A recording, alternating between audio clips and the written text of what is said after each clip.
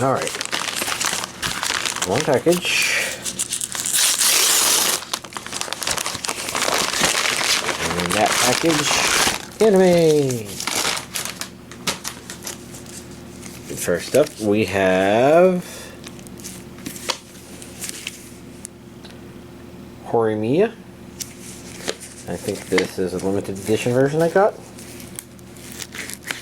Once I separate this plastic, I should be able to verify for y'all. Although I'm wondering if I'm mumbling a bit. I also seem to be having trouble getting my hands... Like, I'm pretty sure I've separated this plastic, but I'm... Yeah, there we go. Oh, very strange.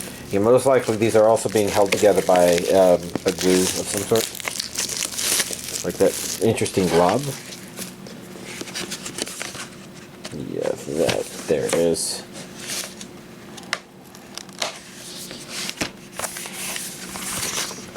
So one of these is the real thing. I think this is the thing with the actual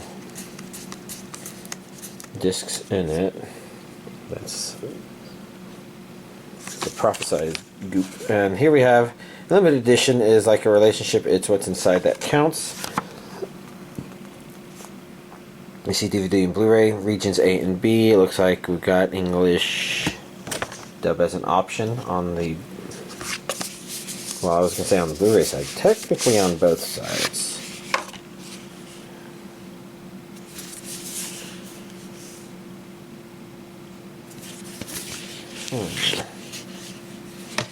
Not exactly sure what to make of it. Look, we keep diving in. Because, you know, I thought this looked like a traditional guy-girl couple, and this even more so looks like it. Horimiya. Darling and Franks and Wonder Egg Priority, which are both notable things. I know I didn't finish Wonder Egg Priority.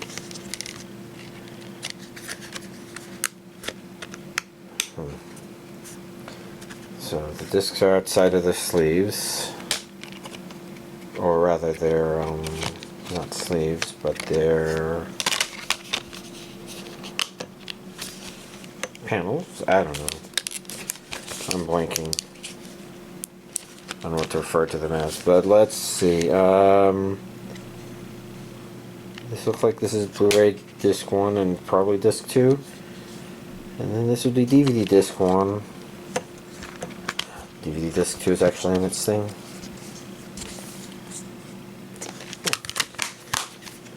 Not a bad looking series.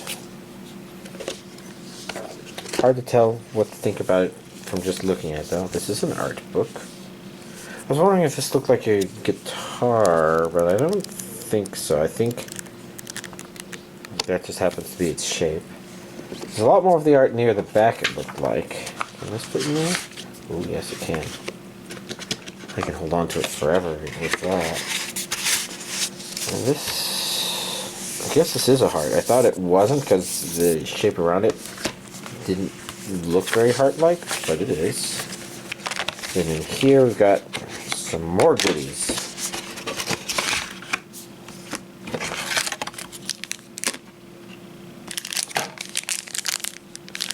We've got a cake pan, a pin.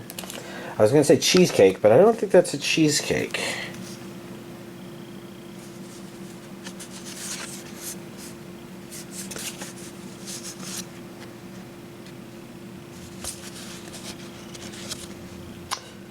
I feel like these are good pictures to show. Not knowing the show, it does feel like it's trying to show personality that the show has.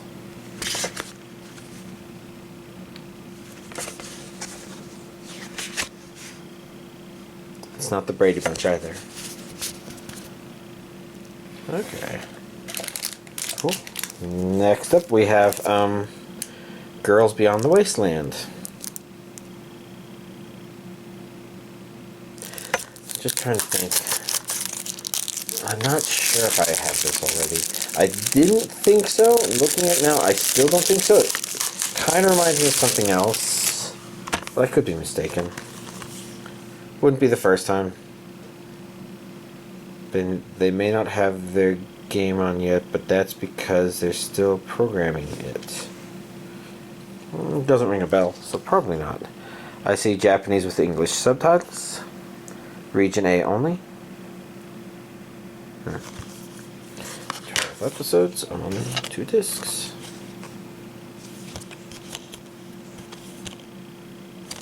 Nice and straightforward. And then last but not least, How Not to Summon a Demon Lord, Season 2. Actually, I guess technically it's called Omega. Which may mean I should prioritize watching this. I knew that there was, and different slipcover, and, different backs. Which are slightly less common.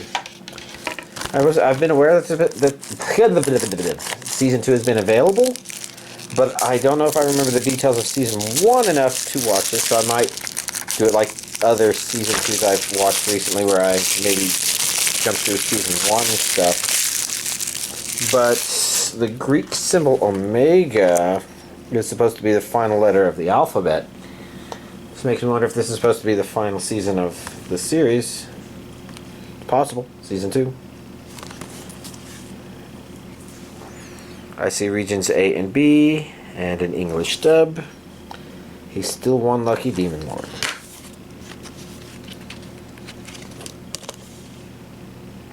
This one's Blu-ray only. I don't remember if the first season was Blu-ray only, but got it.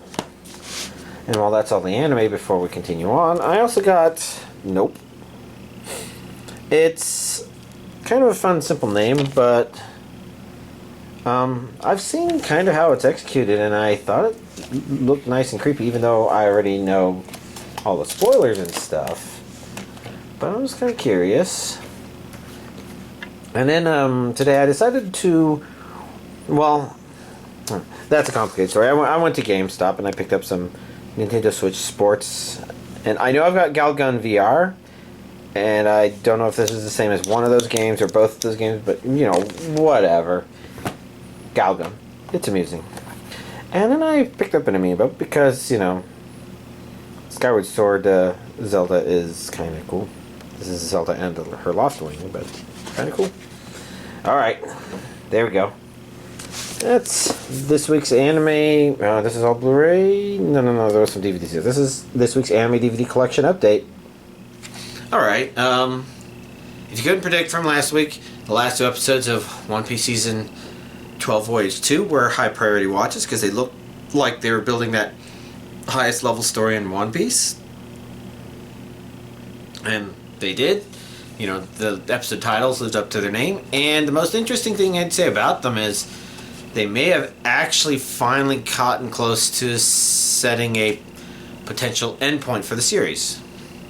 Which is good, because if there's one thing One Piece has been nice for, it's feeling like it does move forward, although it has felt slower in the last couple of 100 episodes, I suppose, just because it was hard to tell what forward necessarily meant, because it felt like it started drifting ever so slightly away from the super world building stuff that it was doing. But, you know, I feel like it's letting us know it's still on track. Very good. My Hero Academia Season 6, so I thought I would have like 3 or 4 episodes to watch, but I only had 2. And I guess it's because with the winter freeze that happened here in Texas a couple of weeks ago, there was an episode delayed for this, but it does look like, you know, new episodes of Season 6 are coming out, and so I'll get to continue watching it, which is good, because these 2 episodes, you know, they're maybe not the most full of important stuff, but it is doing a really good job of just hitting hard how absolutely fucking serious this season is. And I really appreciate that. And I definitely would have liked to go 1 more episode, because I was wondering if they were doing a certain thing, but it's hard to tell.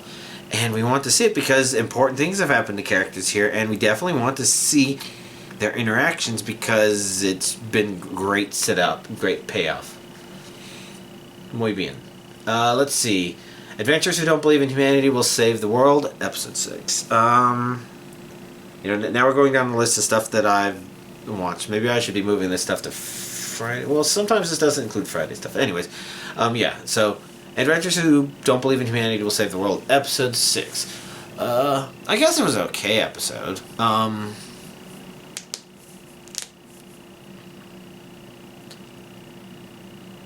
I guess we got to see all of our characters kind of doing things that are pretty good for all those characters. But for the most part, it feels like a kind of okay, just okay episode, I suppose. Campfire Cooking in Another World with My Absurd Skills, Episode 5. That is continuing to move forward at an entertaining pace at introducing amusing and interesting ideas. It occurs to me that the slime they introduced is one of the most cute and adorable fucking things ever. And if you thought Rimuru Tempest was cute and adorable, well, you might still think that, but I do say that there's definitely different kinds of cute, and you'd probably find Rimuru adorable in a different way. This one is just like, I don't know, it's the puppy of slimes. The Magical Revolution of the Reincarnated Princess and a Genius Young Lady. Okay, I guess. I suppose the main issue is just that it's hard to feel how definitively the story feels driven by our main characters. And maybe it's not bad per se. I say driven by our main characters, or driven by the premise of our main characters. Like, it's doing some stuff, but I kind of am like, I'm wanting to see more of, our main girl and, maybe the relationship with Genius Young Lady and this magical revolution. Like, supposedly this is all leading to a magical revolution, and I do believe it feels like it, but at the same time, it doesn't feel like at this moment it is, and it doesn't necessarily feel like at this point it's setting that up per se. Maybe?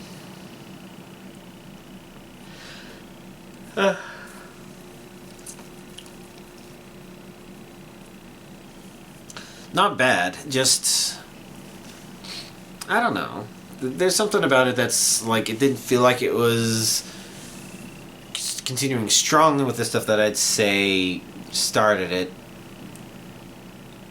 Maybe just putting it on hold a little bit, so, that's okay. Onimai, definitely a couple more interesting animation points in there. For those of y'all that didn't know, I continue enjoying to watch it. Partially because, as a kind of cute girls doing cute things, slice of life sort of show, it's okay, but it definitely has its moments of, wow, they really animated that? Interesting. Although I guess this episode kind of disturbed me a little bit, because as I've pointed out, one of the main problems I kind of have with the way this show leaned is, even though the older brother now looks like they're in the body of a middle schooler, that doesn't really change the fact that mentally they're not. And, I feel like an anime like Real Life kind of is smarter about this sort of thing, where it kind of understands, these characters, you shouldn't just treat them as if they're kids like that and the other kid. Yeah, because Real Life, assuming I'm remembering the name of that anime correctly, there is a 5% chance I'm forgetting, but in that one, the entire premise is our main character,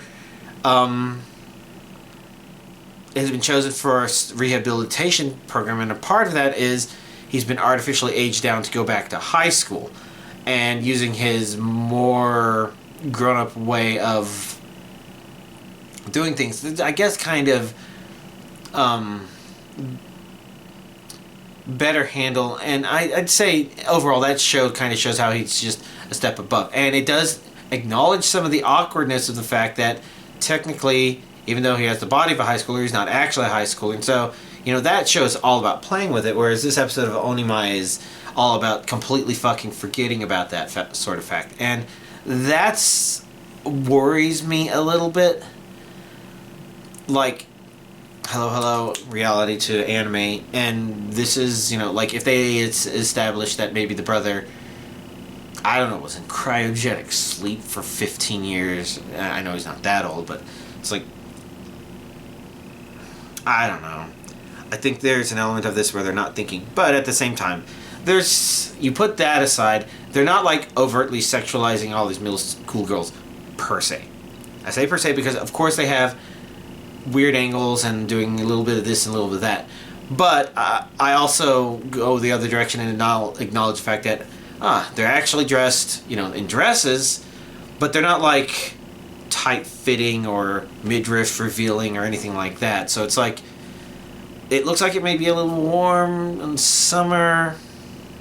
I know it's kind of weird because I'm wearing Mr. Blue Jeans here during the summer. So, I guess I kind of see some of that warmth or something. But I don't know, that's not the point. The real point is, they're not dressed to be sexy. And that leads to one of the interesting animation points, which is just kind of similar to another one they did where our main character, for whatever reason, is forgetting about which restroom they need to go in. Which I know is nice and confusing because, well, this show is just making that very confusing, even though I don't think in reality it would be as confusing. But the problem is they are making it confusing. Anyways, the point is, they go into the men's restroom, they go up to a urinal, and they animate them kind of having to wrestle with this giant dress to pull it up in order to pee standing up, which is something that guys do. I'm not sure if you've never known that. If you haven't, a lot of guys can do that. Spoiler alert. Hopefully all of y'all already knew that, and the point was more just that they went through the animation of them doing that. It's like, this isn't the first time they've done interesting clothing related animation during a bathroom scene. There was also one where the main character throws like her skirt or his skirt, whatever you want to call them, over their head, and they don't show you anything from the waist down because it's not trying to be that, but there's a level of animation there that's just kind of mind-boggling. And while I think the older one was slightly more boggling because just like, what the fuck? Whoa. This one, it felt like it was more meticulous maybe. But it wasn't even the big animation moment for the episode because they decided to have another one where our main character kind of realized all these groups, decided not to pee at school, and when they got home they rushed in, and for some reason they decided to animate that entire rushing in scene from a first person. Where the I don't even see movies that have this kind of budget. It's stupid in a good way. Very funny. Anyways, lots to think about regarding that episode. Iceblade Sorcerer shall rule the world. What exactly happened in this episode? I do like what they're doing with that one character, of course. He's not supposed to be the main focus. What our main character's doing, interacting with this other one, is kind of amusing, fun. I think some of the problem is that while there's fun things going on, if you're hoping for something that felt more serious, there's definitely something missing, I guess, from this.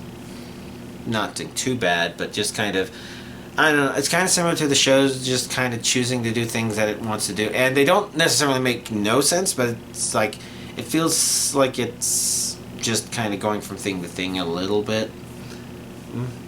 Not too bad. Farming Life in Another World. So I was surprised by this episode, because the previous episode did give us a potential, this is actually a potential series conflict. And to me, I kind of saw the show as not really being one about and with a lot of conflict. So to me, it was probably going to be the beginning of something that ends in one episode looking like it's going to be a conflict, but starts in the next episode being conflict. But surprisingly enough, they kept going with it, and then it was a conflict. Now, I'm not sure if I know the full repercussions of that conflict, but because I was looking more carefully at things, I kind of have some ideas of what it might be doing. But overall, that's kind of fun and neat. And the thing that's nice about this one is definitely one of those village building shows, and it's just neat to keep watching it continue to build village. There was another thing I realized. So this is a joke that's been going on in there, and it's kind of a little smirky, eye-rolling. It's like, it's making it. It's kind of funny that it's making it. It's kind of stupid, but it's kind of amusing that it's stupid too. Where there's this recurring joke where the elves, they're all women, and they're like, oh, well, we've just never had time to settle down somewhere and repopulate. And I think the nod to that joke in this episode is probably the funniest executed one yet. So, you know, it was an entertaining episode. How did it end? Don't remember. Maybe I do remember everything that happened in it. I just don't remember what happened at the very end or something. It's fine. Definitely looking forward to the next episode. Giant Beasts of Ours. Let me see. So I thought the previous episode was kind of a gateway, or maybe a middle episode, but no, I guess it's set up more stuff as it continues to just do stuff and reveal bits and pieces of what it's doing, I suppose. Something about it feels off, but it's not a bad show. I'd say it's good to great. Some people are going to watch it and say, oh, this is great. How can you say it's not great? And I'm not sure. I'm not sure what about it makes me hesitant, but there's a lot of things I like about it. It's definitely a neat show, and it's its own standalone thing, so stuff. Let's see. Fruit of Evolution, Season 2, Episode 5. What happened in this episode? I guess they've been trying to set something up, but I don't know why the show has decided to be so slow about it, and then all of a sudden so fast about it. And I suppose it's kind of a problem because I guess it feels like the show keeps being a show different than the one that it was trying to be. But maybe that's a bit of the first season as well, and it's just changed from what the first season was doing differently to what the second season is doing differently, to a certain degree. To a certain degree, I suppose. I don't know. It wouldn't be the worst offender in that regard, I would say, but I guess you could say it's starting to offend in that degree, where it's like, you're supposed to be making an anime about our main character. Don't pull a Naruto on me here, okay? Well, it's not going to be as long as Naruto, or rather, as slowly paced as Naruto, at least at this point, so, yeah. Let's see, chilling in my 30s after getting fired from the Demon King's army, episode 6. I guess some surprising things in this one as well. Especially given that our female love interest has been one of the... Oh, is this supposed to be a real person kind of persons I've seen out there? They've had their amusing moments, and like I said, it seemed to get better with the last couple of episodes. And I'd say this episode probably built it up the most to make the relationship more... not what you normally see in a lot of these shows. And I'd actually call that overall pretty good.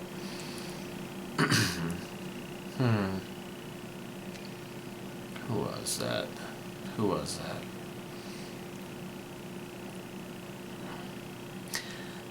There was somebody at some point doing something, and I forgot what it was.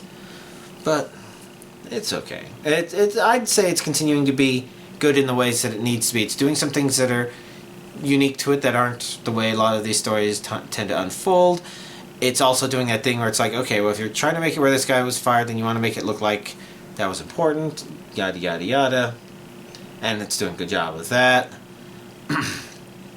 Is it doing a good enough job? It's hard to say, but it might be. I guess it really depends on where it continues to go. Let's see, the reincarnation of the strongest exorcist in another world, episode 6. I guess it continues to be pretty nice. For the most part, I'd call this episode an entertaining setup for the next episode. And I guess that kind of underplays it a little bit, because the setup it has done has been very interesting. The Satori monster was nice and creepy. Definitely a noteworthy scene. I saw Crunchyroll already put that one on YouTube. I don't know. Kind of looking forward to the next episode. Next up, saving 80,000 gold in another world for my retirement, episode 6.